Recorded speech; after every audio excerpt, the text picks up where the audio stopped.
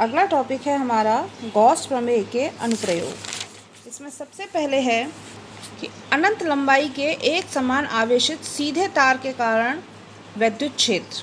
तो मान लीजिए ये एक सीधा तार है बहुत पतला, जिस पर कि धनावेश है, ये इसकी लंबाई भी अनंत है, दोनों तरफ एक्सटेंडेड है। ये हमने इसकी एल लंबाई, ये हमने एक एल लंबाई का एक टुकड़ा लिया है जिसके चारों तरफ इस आवेशित चालक से आर दूरी पर हमने एक ऐसा बंद पृष्ठ कंसीडर किया है जो कि देखने में कैसा है, एक बेलन के समान।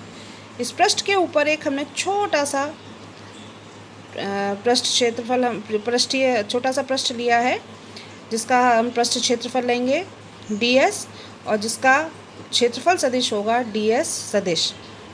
अब यहाँ पर क्योंकि धनावेश से जो हमारा विद्युत क्षेत्र उत्पन्न हो रहा है उसकी दिशा तथा क्षेत्रफल सदिश की दिशा इस बिंदु पर एक समान है, एक ही दिशा में है।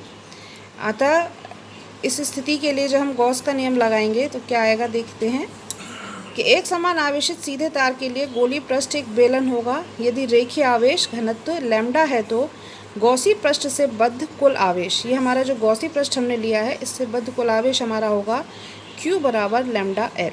ये समीकरण 1 लिया हमने।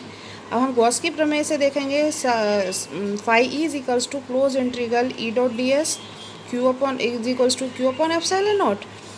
तो यहाँ पर हम देख ही रहे हैं कि ई और डी एस के बीच में 0 डिग्री का एंगल है। तो close integral of E d s cos 0 equals to Q upon epsilon naught. E को बाहर ले लिया, close integral of d s is equals to Q upon epsilon not.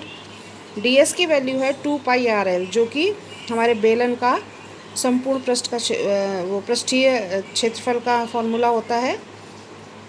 पृष्ठीय क्षेत्रफल 2 पाई आर एल होता है।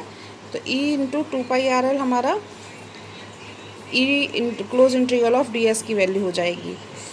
समीकरण 1 से Q का मान रखने पर E into 2 pi R L is equals to lambda L upon epsilon not, then E is equals to lambda upon 2 pi epsilon not are.